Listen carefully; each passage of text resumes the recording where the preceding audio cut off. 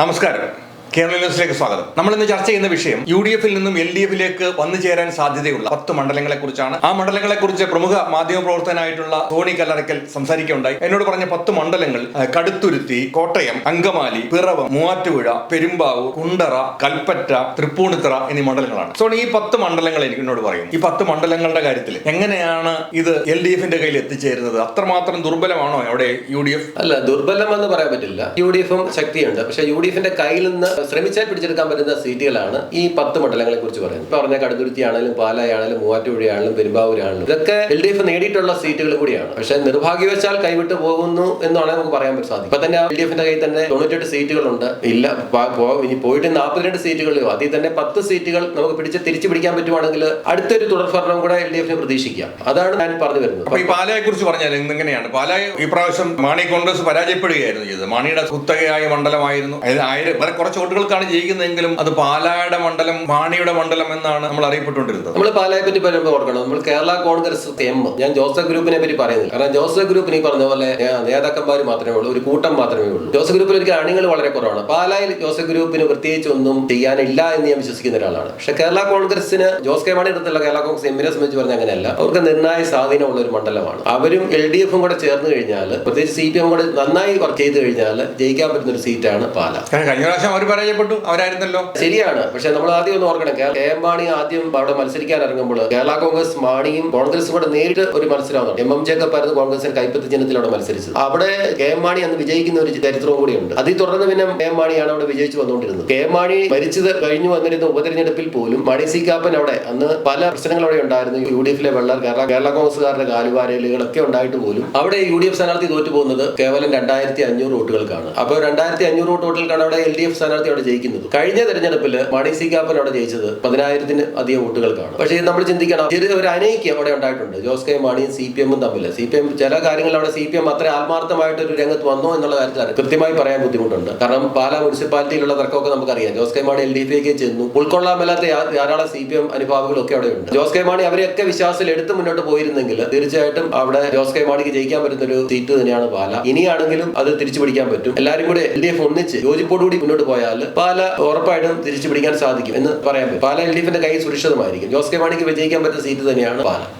കടുത്തുരുത്തിയും കേരള കോൺഗ്രസിന് മാണി ഗ്രൂപ്പിന് പ്രത്യേക നല്ല സ്വാധീനമുള്ള മണ്ഡലം തന്നെയാണ്. ആ മണ്ഡലം കഴിഞ്ഞ പ്രാവശ്യവും നഷ്ടപ്പെട്ടു. ഇപ്രാവശ്യം അത് തിരിച്ചു പിടിക്കാൻ കഴിയുമോ LDF-ന്റെ കൂടെ നിന്നുകൊണ്ട്? തീർച്ചയായിട്ടും. മോൻസ് ജോസഫ് ആദ്യം ആവുന്നത് LDF-ന്റെ കാൻഡിഡേറ്റ് ആയിട്ടാണ്. കാരണം മോൻസ് ജോസഫ് KSC ജയയുടെ സ്ഥാനാർത്ഥിയായിട്ട് KSC ജയയുടെ സംസ്ഥാന പ്രസിഡന്റ് ആയിരിക്കുമ്പോഴാണ് ജോസഫ് ഗ്രൂപ്പിന്റെ പ്രതിനിധിയായിട്ട് LDF-ന്റെ സ്ഥാനാർത്ഥിയായിട്ടാണ് വരുന്നത്. ജോസഫ് ഗ്രൂപ്പ് അന്ന് LDF-ലായിരുന്നു. അപ്പം കേരള കോൺഗ്രസിന്റെ സ്ഥാനാർത്ഥി PM മാത്യു ആയിരുന്നില്ല. PM മാത്യു വർഷം അതിനു മുമ്പ് കേരള കോൺഗ്രസ് മാണി ഗ്രൂപ്പിന്റെ സ്ഥാനാർത്ഥിയായിരുന്നു. പക്ഷേ അന്ന് മാണി ഗ്രൂപ്പിൽ ഒരു പിളർപ്പുണ്ടായി ജേക്കബ് ഗ്രൂപ്പുമായിട്ട്. അപ്പോൾ ജേക്കബ് ഗ്രൂപ്പിന്റെ പ്രതിനിധിയായിട്ടാണ് PM മാത്യു അവിടെ സ്ഥാനാർത്ഥിയായി. അതിനെ എതിർത്തുകൊണ്ട് KM മാണിയുടെ നേതൃത്വത്തിൽ അവിടെ ഒരു റിബൽ സ്ഥാനാർത്ഥി വരികയും ചെയ്തു. അങ്ങനെയാണ് മോൻസ് ജോസഫ് അവിടെ ആദ്യം ജയിക്കുന്നത്. പിന്നീട് മോൻസിനെ പരാതിപ്പെടുത്തിക്കൊണ്ട് UDF അവിടെ വിജയിച്ചു. പക്ഷെ പെങ്കിൽ പോലും പിന്നീട് നേരിട്ട് നടന്ന മത്സരത്തിൽ മോൻസ് ജോസഫ് ഇടതുപക്ഷ സ്ഥാനാർത്ഥിയായിട്ട് നിന്നുകൊണ്ട് തന്നെ കേരള കോൺഗ്രസ് മാണി ഗ്രൂപ്പിലെ ചീഫ് ജോർജിനെ തോൽപ്പിക്കുകയും ചെയ്തു. അപ്പം നേരിട്ട് മത്സരത്തിലൂടെ തന്നെ മോൻസ് ജോസഫ് അവിടെ LDF-ന്റെ സ്ഥാനാർത്ഥിയായിട്ട് വിജയിച്ച ഒരു ചരിത്രവും കൂടിയുണ്ട്. പിന്നെ കേരള കോൺഗ്രസ് എമ്മിന് വളരെയേറെ സ്വാധീനമുള്ള ഒരു മേഖലയാണ്. ഇവിടെ LDF-ഉം കേരള കോൺഗ്രസും കൂടെ ചേർന്ന് യോജിച്ച് പ്രവർത്തിച്ചാൽ അവിടെ നല്ലൊരു സ്ഥാനാർത്ഥി, എന്നും നമ്മളൊരു സ്ഥാനാർത്ഥിയെ കാണുന്നത് സ്റ്റീവൻ ജോർജിനെ പോലുള്ള സ്ഥാനാർത്ഥിയൊക്കെയാണ് നമ്മൾ കാണുന്നത്. അതിനെയൊക്കെ മാറ്റിക്കൊണ്ട് ഇപ്പൊ സക്കറിയസ് കുതിരവേലിയോ അല്ലെങ്കിൽ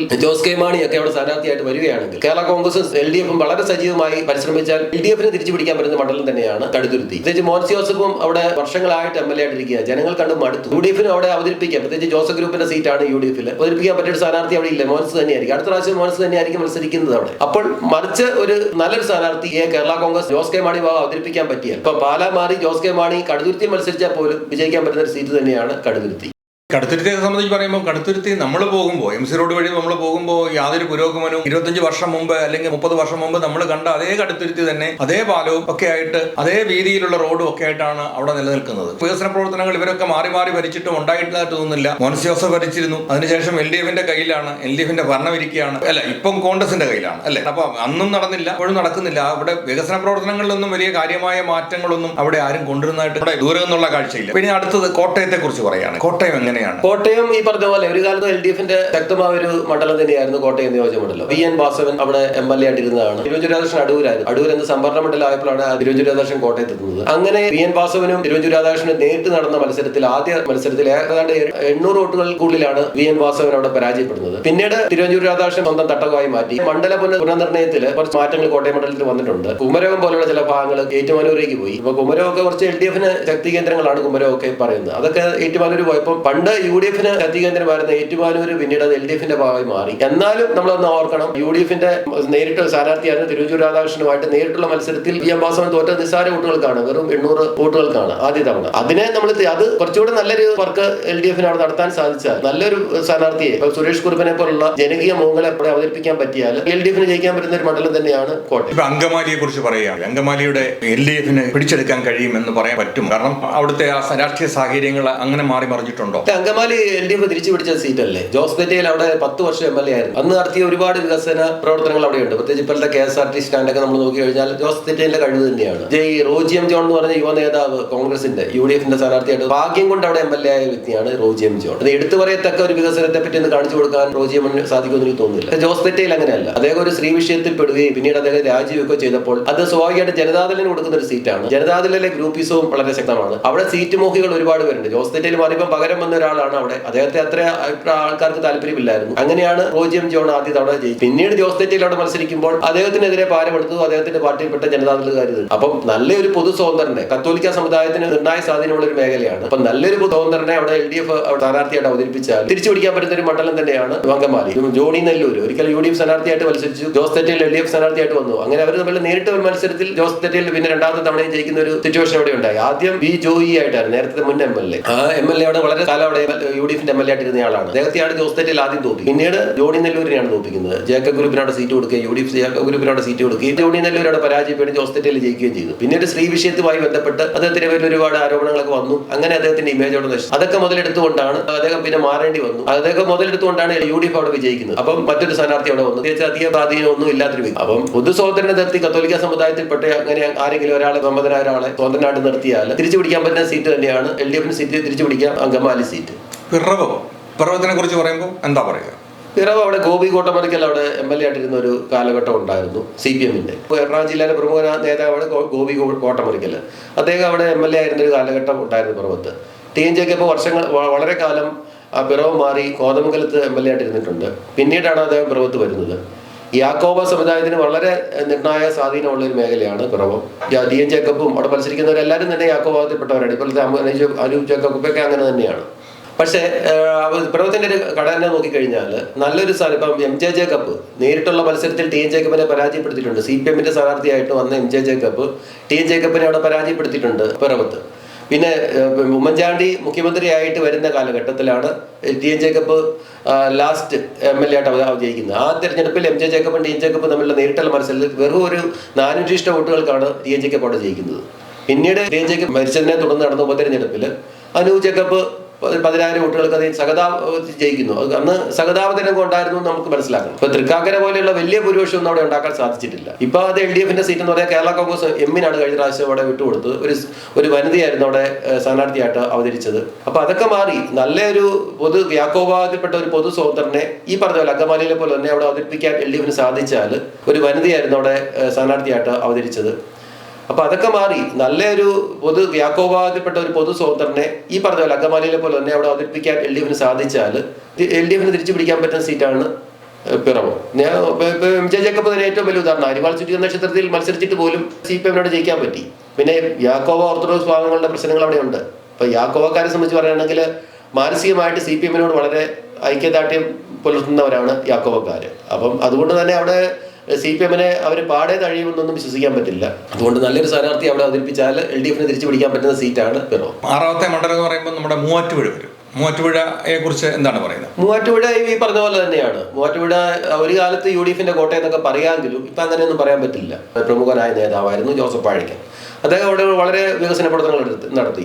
അദ്ദേഹം വളരെ പ്രതീക്ഷിച്ചിരുന്നു. മാത്യു കുഴൽനാടൻ വലിയൊരു സംഭവം ഒന്നും ആണെന്ന് വിചാരിക്കാൻ പറ്റില്ല. അങ്ങനെയൊക്കെ നോക്കുമ്പോൾ ജോസഫ് വാഴക്കൻ തന്നെയായിരുന്നു കുറച്ചുകൂടെ ബെറ്റർ. കാരണം ഒരുപാട് കാര്യങ്ങൾ അദ്ദേഹം ചെയ്തിട്ടുണ്ട്. മാത്യു കുഴൽനാടനും ഉള്ള പ്രശ്നം എന്ന് പറഞ്ഞാൽ ആള് സോഷ്യൽ മീഡിയയെ വളരെ പിണറായി വിജയനെതിരെ വലിയ കാര്യങ്ങളൊക്കെ പറഞ്ഞ് മതിക്കുന്നുണ്ട്. അതിനെ സപ്പോർട്ട് ചെയ്തുകൊണ്ട് കുറെ ആൾക്കാരും പ്രൊമോട്ട് ചെയ്യുന്നുണ്ട് മാത്യു കുഴൽനാടൻ. പക്ഷേ എല്ലാം തുടക്കത്തിൽ മാത്രമേ ഉള്ളൂ. ഒന്നും ഫലത്തിലേക്ക് എത്തിക്കുന്നതായിട്ട് മാത്യു കുഴൽനാടനെ സംബന്ധിച്ച് നമുക്ക് നോക്കുമ്പോൾ വളരെ ആർജവമുള്ള നേതാവായിട്ട് തോന്നുമെങ്കിലും ഫലപ്രാപ്തിയിൽ എത്തിച്ച ജനങ്ങളുടെ മുന്നിൽ ആദ്യം കുറച്ച് പത്രവാർത്തകളിലേക്ക് നിറയാമെന്നുണ്ട്, അപ്പുറത്തേക്ക് ഫലം കണ്ടെത്താനോ ആരെങ്കിലും ഇപ്പം മുഖ്യമന്ത്രിയുടെ മകൾക്കെതിരെ വളരെ രൂക്ഷമായി ആരോപണങ്ങളൊക്കെ ഉന്നയിച്ചിട്ട് അവർക്കൊരു പേപ്പർ പോലും കൊടുക്കാൻ കഴിഞ്ഞില്ല. അതൊക്കെ ചെയ്യുന്നത് ഇപ്പം പിണറായി വിജയനോ അല്ലെങ്കിൽ മകൾക്കോ ചെയ്യുന്നൊരു സപ്പോർട്ട് മാത്രമാണ്. ഇവര് അഴിമതിക്കാരിയാണ് എന്ന് ചിത്രീകരിക്കാൻ ശ്രമിച്ചിട്ട് അത് തെളിയിക്കാൻ കഴിയാതെ അദ്ദേഹത്തിന്റെ വാക്കുകളെയും അദ്ദേഹത്തിന്റെ പ്രസ്താവനകളെയും എല്ലാം പിൻവലിച്ചു പോയി മാളത്തിൽ ഒളിക്കുമ്പോൾ അവിടെ ജനങ്ങൾ ചിന്തിക്കുന്നത് ഇവൻ എന്തിന്റെ വട്ടായിരുന്നു എന്ന് ചോദിച്ചു പോത്തില്ല. ആ ചോദ്യം ചോദിച്ചു കഴിഞ്ഞാൽ അതിനൊക്കെ ഉത്തരം അടുത്ത തെരഞ്ഞെടുപ്പിൽ മാത്യു കുഴൽനാടന് ജനങ്ങളോട് പറയേണ്ടി വരത്തില്ല, ഞാൻ എന്തിനായിരുന്നു പറഞ്ഞതെന്ന് തെളിയിക്കാൻ കഴിഞ്ഞില്ലല്ലോ. അല്ല, അത് സ്വാഭാവികമായിട്ട് ജനങ്ങൾ ചിന്തിക്കുന്നുണ്ട്. കാരണം പല ഭാഗത്ത് പല കോണുകൾ ആദ്യത്തെ തുടക്കത്തിൽ മാത്യു കുഴൽനാടൻ അനുകൂലമായിട്ട് അതൊക്കെ വന്നിട്ടുണ്ടെങ്കിലും അവസാന റൗണ്ട് ആകുമ്പോൾ അതൊക്കെ എതിരായിട്ട് വരുന്നൊരു കാഴ്ചപ്പാടാണ് കാണുന്നത്. പിന്നെ എൽദോ എബ്രഹാമിനെ സംബന്ധിച്ച് പറയുകയാണെങ്കിൽ അദ്ദേഹം ജനകീയനാണ്, ജനങ്ങളുമായിട്ട് ബന്ധമുള്ള ഒരാളാണ്. CPIയുടെ മുൻ സ്ഥാനാർത്ഥിയായിട്ട് മത്സരിച്ച മുൻ MLA. അടുത്ത തവണയും ചിലപ്പോൾ അദ്ദേഹം തന്നെയായിരിക്കും സ്ഥാനാർത്ഥിയാകുമെന്ന് കരുതുന്നു. കാരണം രണ്ടാം തവണയും ചിലപ്പോൾ അദ്ദേഹത്തിന് അവസരം കൊടുക്കാൻ സാധ്യതയുണ്ട്. ഇല്ലെങ്കിൽ AIYFന്റെ സംസ്ഥാന പ്രസിഡന്റ് ആയിരിക്കുന്ന N അരുൺ ആയിരിക്കും സ്ഥാനാർത്ഥിയായിട്ട് വരിക. ജനങ്ങളുമായിട്ട് നല്ല സ്വാധീനമുണ്ട്. എന്നാലും ഞാൻ ഒരു കാര്യം പറയാം, ആഞ്ഞു പിടിച്ചാൽ LDF ഒന്നു ചേർന്ന് ആത്മാർത്ഥമായിട്ട് പരിശ്രമിച്ചാൽ തിരിച്ചു പിടിക്കാൻ പറ്റുന്ന ഒരു മണ്ഡലമാണ് മൂവാറ്റുപുഴ. മുഖ്യമന്ത്രിയുടെ മകൾക്കെതിരെ ആരോപണം ഉന്നയിച്ചു കഴിഞ്ഞപ്പോൾ ചില പ്രശ്നങ്ങൾ കുഴൽനാടൻ നേരിടേണ്ടി വന്നു. ആ പ്രശ്നങ്ങൾ തമ്മിലൊന്ന് കോംപ്ലിമെന്റ് ആക്കിയതായിരിക്കുമോ ആ പ്രശ്നം പിന്നെ കുഴൽനാടൻ പൊക്കിക്കൊണ്ട് വരാതിരിക്കാൻ കാരണം? പക്ഷേ അതിനൊരു തീർപ്പില്ലാതെ പോകുന്നത് പ്രത്യേകിച്ച് UDF അണികളിൽ ഒരു വികാരം ഉണ്ടാക്കാൻ പറ്റുന്നില്ല. കുഴൽനാടൻ എന്തൊക്കെയോ നിയമസഭയിൽ പറഞ്ഞിട്ട് പോകുന്നു, പിന്നെ അതിനൊന്നും വ്യക്തമായ ഉത്തരവില്ല. പിണറായി വിജയൻ അജയനായിട്ട് മുന്നോട്ട് പോകുന്നു, കാര്യം പോകുന്നു, വികസന പ്രവർത്തനങ്ങൾ നാടിന്റെ പല ഭാഗത്ത് നടക്കുന്നു. ഇതൊക്കെ ജനം കാണുന്ന കാഴ്ചപ്പാടുകൾ. ജനത്തിന് വേണ്ടത് അത് തന്നെയാണ്, അല്ലാതെ മറ്റുള്ള വലിയ വലിയ കാര്യങ്ങളെ പറ്റി ചിന്തിക്കാൻ ജനങ്ങൾക്ക് സമയമില്ല. അതാണ് വാസ്തവം. പെരുമ്പാവൂരിനെ കുറിച്ചാണ് നമ്മൾ ഈ അടുത്ത് സംസാരിക്കുക. 7ാമത്തെ മണ്ഡലമാണ് നമ്മുടെ. പെരുമ്പാവൂരെ സംബന്ധിച്ച് പറയുകയാണെങ്കിൽ PP തങ്കച്ചൻ എന്ന് പറഞ്ഞ കോൺഗ്രസിന്റെ സീനിയർ നേതാവ് വളരെ കാലം അവിടെ MLA ആയിട്ടിരുന്ന ഒരു നിയോജകമണ്ഡലമാണ് പെരുമ്പാവൂർ എന്ന് പറയുന്നത്. ഒരുപാട് അന്യ സംസ്ഥാന തൊഴിലാളികളൊക്കെ വരുന്നുണ്ട്, അവർക്ക് അവിടെ വോട്ടുണ്ട്. LDF അവിടെ ചെയ്ത ഒരു വളരെ വ്യക്തമായ ഒരു പ്ലാൻ എന്ന് പറഞ്ഞു കഴിഞ്ഞാൽ കോൺഗ്രസ് പാരമ്പര്യത്തിൽപ്പെട്ട ഒരു കുടുംബത്തിൽ നിന്ന് അത് കോൺഗ്രസിന്റെ മുൻ MLA ആയിരുന്ന ആളുടെ മകനെ പിടിച്ച് LDF പിന്തുണ കൊടുത്തുകൊണ്ട് അവിടെ സ്ഥാനാർത്ഥിയാക്കി നിർത്തി PP തങ്കച്ചനെതിരെ. അതാണ് സാജു പോൾ. അങ്ങനെ സാജു പോൾ അവിടെ വിജയിക്കുന്ന ഒരു ചരിത്രം അവിടെയുണ്ട്. അപ്പം പൊതു സ്വാതന്ത്ര്യം നിർത്തി LDF മണ്ഡലം തിരിച്ചു പിടിച്ച ഒരു കാര്യം കൂടെ പറയാതിരിക്കാൻ പറ്റത്തില്ല. പിന്നെ 3 തവണയോളം സാജു പോൾ അവിടെ MLA ആയിരുന്നു LDFന്റെ. പലർക്കും അവിടെ ജയിക്കാൻ പറ്റില്ല. ഷാനിമോൾ ഉസ്മാൻ മത്സരിച്ചു, അതുപോലെ തന്നെ യൂത്ത് കോൺഗ്രസിന്റെ മുൻ നേതാവായിരുന്ന ഒരാൾ മത്സരിച്ചു. അങ്ങനെ 3ാം തവണ സാജു പോൾ അവിടെ വിജയിക്കുക ചെയ്തത്. അപ്പം എൽദോസ് കുന്നപ്പള്ളിയുടെ ഭാഗ്യം കൊണ്ടാണ് പെരുമ്പാവൂർ ജയിക്കാൻ പറ്റിയത്.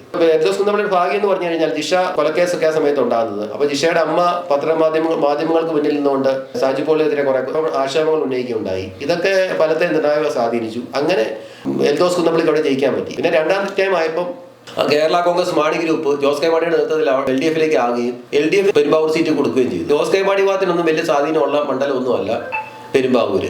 കാരണം അത് യാക്കോബ ഓർത്തഡോക്സ് വിഭാഗത്തിന്റെ കുത്തുക മേഖലയാണ്. അവിടെ കേരള കോൺഗ്രസ് സ്ഥാനാർത്ഥിയാണ് വരിക എന്ന് പറയുന്നത് തന്നെ LDFന് വളരെയേറെ ശോചനീയാവസ്ഥ തന്നെ ഉണ്ടാകും. നല്ലൊരു സ്ഥാനാർത്ഥി ഇപ്പൊ സാജു പോളിനെ പോലെ ഒരു പൊതു സ്വതന്ത്രനെ LDF അവിടെ അവതരിപ്പിക്കുകയാണെങ്കിൽ, അല്ലെങ്കിൽ CPM കുടുംബത്തിൽപ്പെട്ട ഒരാൾക്ക് പിന്തുണ കൊടുത്തുകൊണ്ട് ഇപ്പൊ നടൻ ജയറാമിനെ പോലും പിന്തുണ കൊടുത്തവിടെ നിർത്തിയാൽ ജയിക്കാൻ പറ്റുന്ന ഒരു സീറ്റാണ് പെരുമ്പാവൂര്. LDFന് തീർച്ചയായിട്ടും തിരിച്ചു പിടിക്കാൻ പറ്റും പെരുമ്പാവൂര്.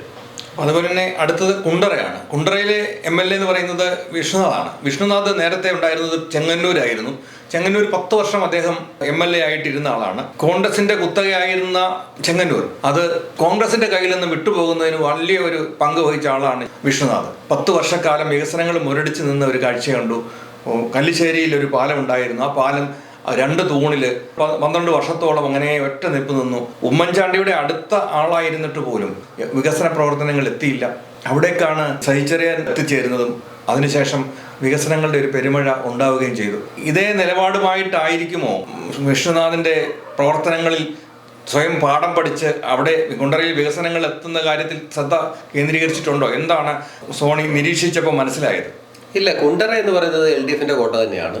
കഴിഞ്ഞ പ്രാവശ്യം ആഴക്കടൽ മത്സ്യവിവാദവും ഒക്കെ ഉണ്ടായിരുന്നു. അങ്ങനെയാണ് CPMന്റെ പ്രമുഖ നേതാവ് മുൻ മന്ത്രിയായ J. മേഴ്സിക്കുട്ടിയും അവിടെ പരാജയപ്പെടുന്നത്. അവിടെ രാജ്മോഹൻ ഉണ്ണിത്താനെ പോലുള്ള പ്രമുഖ കോൺഗ്രസ് നേതാക്കന്മാരൊക്കെ അവിടെ മത്സരിച്ചതാണ്, പരാജയപ്പെട്ടതാണ്. MAVV ഇവിടെ മത്സരിച്ചിട്ടുണ്ട്, പലകുറി അവിടെ MLA ആയിട്ടിരുന്നതാണ്. അപ്പോൾ LDFന്റെ ഒരു വളരെ ശക്തികേന്ദ്രമായ ഒരു മണ്ഡലം തന്നെയാണ് കുണ്ടറ.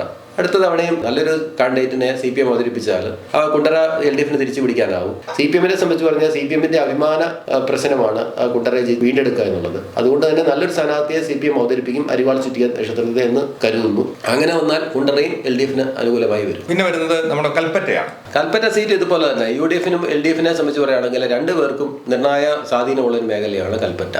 നല്ല സ്ഥാനാർത്ഥി അവതരിപ്പിച്ചു കഴിഞ്ഞാൽ ജയിക്കാൻ പറ്റുന്ന ഒരു മണ്ഡലമാണ്. പ്രത്യേകിച്ച് ആദിവാസി മേഖലകളൊക്കെ ഉള്ള ഒരു ശക്തമായ നിയോജകമണ്ഡലമാണ് കൽപ്പറ്റ. അവിടെ CPM ചിഹ്നത്തിൽ തന്നെ സ്ഥാനാർത്ഥി അവിടെ ജയിച്ചിട്ടുണ്ട്. കഴിഞ്ഞ പ്രാവശ്യം അത് ജനതാദൾ വീരേന്ദ്രകുമാറിന്റെ പാർട്ടിക്ക് വിട്ടുകൊടുക്കുകയായിരുന്നു. അങ്ങനെയാണ് അവിടെ സിദ്ദിഖ് ജയിച്ചു വരുന്നത്. അത് മാറി CPM സ്ഥാനാർത്ഥി തന്നെ അവിടെ വന്ന് മത്സരിക്കുവാണെങ്കിൽ, അല്ലെങ്കിൽ CPM പിന്തുണ കൊടുത്തും ഒരു പൊതുസ്ഥലം തന്നെ നിർത്തുവാണെങ്കിൽ തിരിച്ചു പിടിക്കാൻ പറ്റുന്ന സീറ്റ് തന്നെയാണ് കൽപ്പറ്റ. സിദ്ദിഖിന്റെ ഒരു ഭാഗ്യമാണ് കഴിഞ്ഞ പ്രാവശ്യം കൽപ്പറ്റയെ ജയിക്കാൻ പറ്റിയെന്നുള്ളത്. ഒരു പൊതു സഹോദരനെയോ അല്ലെങ്കിൽ CPM ചിഹ്നത്തിൽ ഒരു സ്ഥാനാർത്ഥി അവിടെ LDFന് അവതരിപ്പിക്കാൻ പറ്റിയാൽ തിരിച്ചു പിടിക്കാൻ കൽപ്പറ്റ എന്ന് കരുതുന്നു. അപ്പൊ ഇനി 10ാമത്തെ മണ്ഡലം തൃപ്പൂണിത്തുറയാണ്. LDFന് അത് തിരിച്ചു പിടിക്കാൻ കഴിയും എന്ന് വിശ്വസിക്കുന്നുണ്ടോ? UDF പ്രതിനിധിയാണ് K. ബാബുവാണ് അവിടെ ജയിച്ചതെങ്കിലും LDFന് വളരെ മുൻതൂക്കമുള്ള ഒരു മണ്ഡലം തന്നെയാണ് തൃപ്പൂണിത്തുറ. കാരണം എറണാകുളം ജില്ലയിൽ നിയമസഭാ മണ്ഡല പുനർനിർണയത്തിൽ തൃക്കാക്കരയും കളമശ്ശേരിയും ഒക്കെ പ്രത്യേക മണ്ഡലങ്ങളായി വന്നപ്പോൾ തൃപ്പൂണിത്തുറയിലെ ചില ഭാഗങ്ങളൊക്കെ തൃക്കാക്കര മണ്ഡലത്തിലേക്കൊക്കെ പോവുകയുണ്ടായി. അപ്പൊ അങ്ങനെയൊക്കെ വന്നപ്പോഴത്തേക്കിന് വലിയൊരു സ്വാധീനം CPMനോട് ഉണ്ടാക്കാൻ പറ്റിയിട്ടുണ്ട്. ആ മണ്ഡല നിർണയത്തിന് ശേഷമാണ് M. സ്വരാജ് അവിടെ LDFന്റെ സ്ഥാനാർത്ഥിയാണ് അവിടെ വരുന്നത്. അപ്പോൾ K. ബാബുവിനെ അവിടെ 4000 വോട്ടുകൾക്കാണ് അവിടെ നിന്ന് പരാജയപ്പെടുന്നത്. കഴിഞ്ഞ തവണ അങ്ങനെയല്ല. കഴിഞ്ഞ തവണ വീണ്ടും K. ബാബു അവിടെ മത്സരിക്കുന്നു. അവസാനം മത്സരിക്കുന്നില്ല എന്നൊക്കെ പറഞ്ഞ ബാബു അവസാന നിമിഷത്തിൽ അവിടെ ബാബു മത്സരിക്കുകയും 800 വോട്ടുകൾക്കാണ് അവിടെ സ്വരാജിനെ പരാജയപ്പെടുന്നത്. സ്വരാജ് തന്നെയാണ് അവിടെ മത്സരിക്കണമെന്ന് താല്പര്യപ്പെടുന്നവരാണ് അവിടുത്തെ CPM അണികൾ കൂടുതലും. അപ്പോൾ സ്വരാജ് വീണ്ടും അവിടെ എത്തുകയാണെങ്കിൽ മത്സരം തീപാറും എന്നുള്ള കാര്യത്തിൽ സംശയം വേണ്ട. പക്ഷേ LDF അത് തിരിച്ചു പിടിക്കാനും സാധ്യതയുണ്ട്. സ്വരാജിനെ സംബന്ധിച്ച് പറഞ്ഞാൽ സ്വരാജിന്റെ ഒരു പ്രസ്റ്റീജാണ് തൃപ്പൂണിത്തുറ സീറ്റ് LDFൽ തിരിച്ചു പിടിച്ചെടുക്കുക എന്നുള്ളത്. അപ്പം നല്ലൊരു സ്ഥാനാർത്ഥിയെ CPM അവതരിപ്പിച്ചാൽ ഇനി സ്വരാജ് തന്നെ വന്നാൽ അത് LDFന്റെ കയ്യിലിരിക്കും തൃപ്പൂണിത്തുറ എന്ന് വിശ്വസിക്കുന്നു.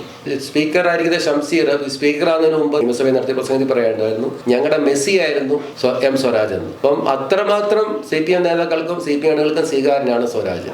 അപ്പോൾ സ്വരാജിനെ അടുത്ത നിയമസഭയിൽ എത്തിക്കുക എന്നുള്ളത് എല്ലാവരുടെയും ഒരു പ്രസ്റ്റീജ് വിഷയമാണ്. അതിനുവേണ്ടി ആരെയും തലയും മുറുക്കി CPM അണികളും നേതാക്കന്മാരും രംഗത്തിറങ്ങുന്നുള്ള കാര്യത്തിൽ സംശയം വേണ്ട. 10 മണ്ഡലങ്ങളുടെ വിലയിരുത്തലാണ് ഞങ്ങൾ പറഞ്ഞത്.